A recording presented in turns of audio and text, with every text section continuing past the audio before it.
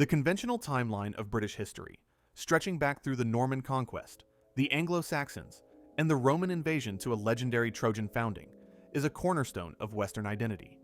But what if this vast edifice of time is an illusion?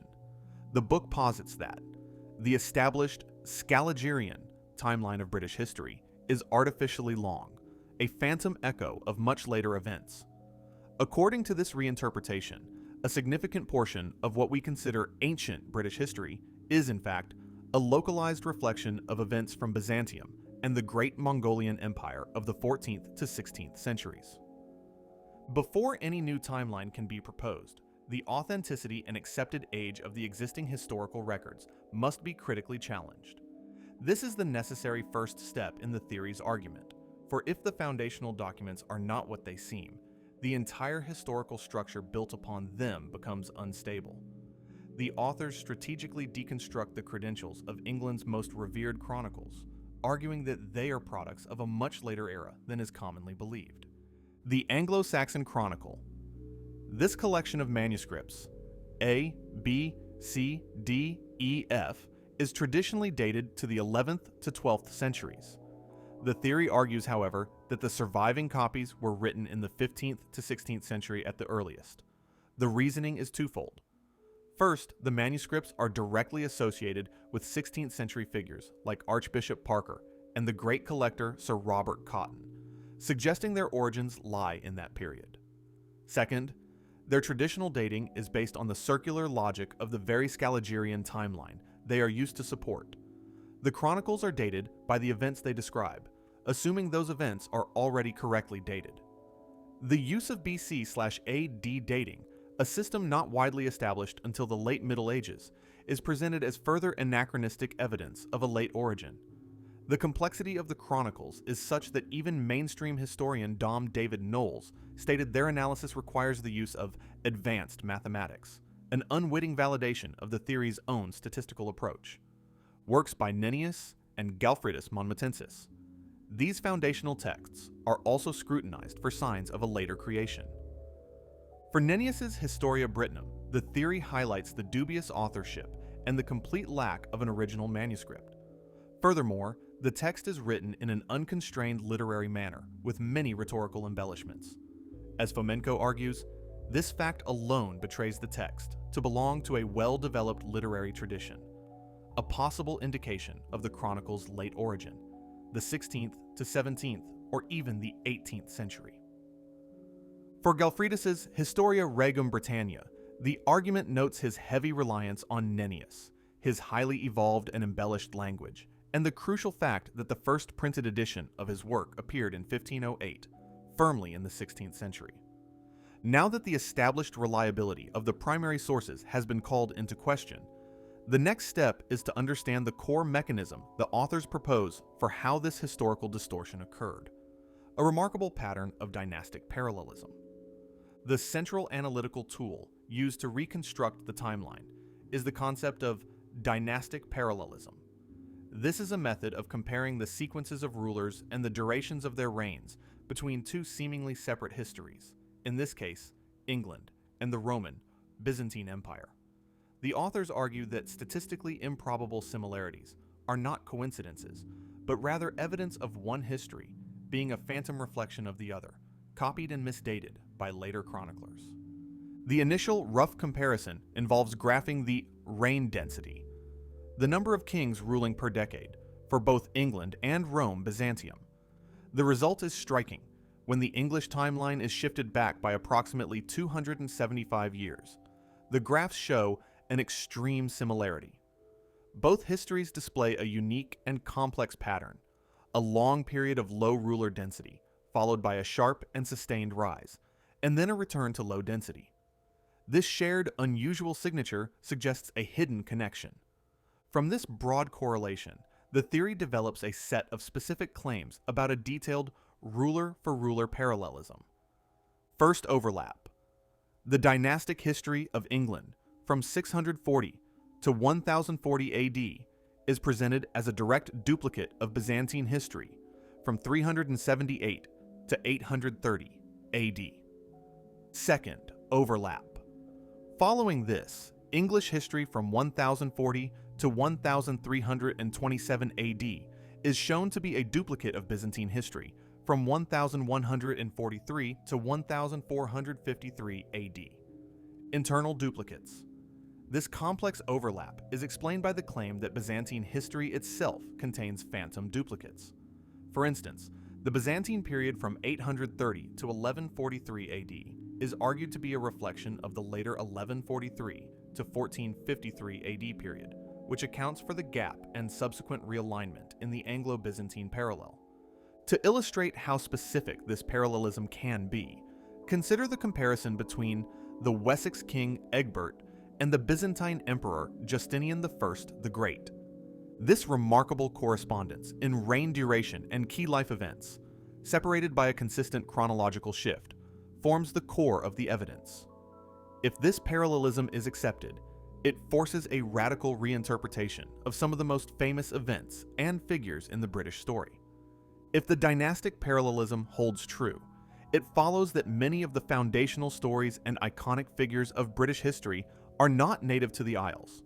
Instead, they must be reinterpreted as localized versions of events that actually occurred centuries later and hundreds of miles away, primarily in the Byzantine Empire or the wider sphere of the Great Mongolian Empire. These puzzle pieces, according to the authors, only fit together when placed into the framework of a forgotten global empire whose history was deliberately fractured and misascribed. The legend of Britain's founding by Brutus, a refugee from the Trojan War, is re-examined as a phantom reflection of a much later figure, Brutus, the Roman consul and contemporary of Julius Caesar. The chronicles themselves are said to contain the smoking gun. The chronicler Nennius, in relaying the origin stories, explicitly states that the most popular and credible version insists that Britain was named after Brutus, the Roman consul. This direct statement is supported by striking narrative parallels. According to the Chronicle of Galfridus Monmutensius, the original name for London was New Troy, Trinavant. The theory posits that this name was not an homage to a mythical city, but a literal reference to the true New Troy, Constantinople, which was also known as New Rome. This name and the history associated with it was later transferred to the British Isles.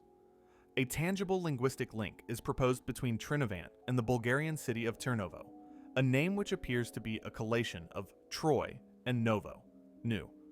Further evidence is offered in Caer Lud, another early name for London, which is hypothesized to mean City of the Latins. This could be a direct reference to the Latin Empire founded in Constantinople by the Crusaders in 1204. The name Scotland is argued to be a corruption of Scytheland, the land of the Scythians. The primary textual evidence comes from manuscript F of the Anglo-Saxon Chronicle, where the Scots are explicitly referred to as Scythi, Scythians. This connection is reinforced by compelling cartographic evidence. The map compiled by George Lilly in 1546 labels a large region in the north of Scotland not just as Ross, but explicitly as Rossia. Even more startlingly, the ancient map ascribed to Ptolemy labels this same region Orduices Parisi, which the theory interprets as P-Russians, White Russians, from the Horde. These names are presented as direct traces of Russian horde settlement that occurred during the Great Mongolian Conquest, when Scythian, Slavic peoples spread across Europe. One of the most dramatic reinterpretations is the identification of the Norman conquest of 1066 as a phantom duplicate of the Fourth Crusade and the conquest of Constantinople in 1204. The narrative structures of these two pivotal events, separated by a consistent chronological shift, are presented as fundamentally the same.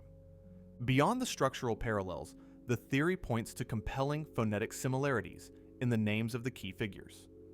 The name of the English invader, William, closely resembles Ville, the first part of the Crusader leader's name. Ville, Hardouin. Meanwhile, the Anglo-Saxon king's name, Harold, echoes the second part of the Crusader's name, Hardouin. This suggests the names themselves may be fragmented reflections of the same original personages.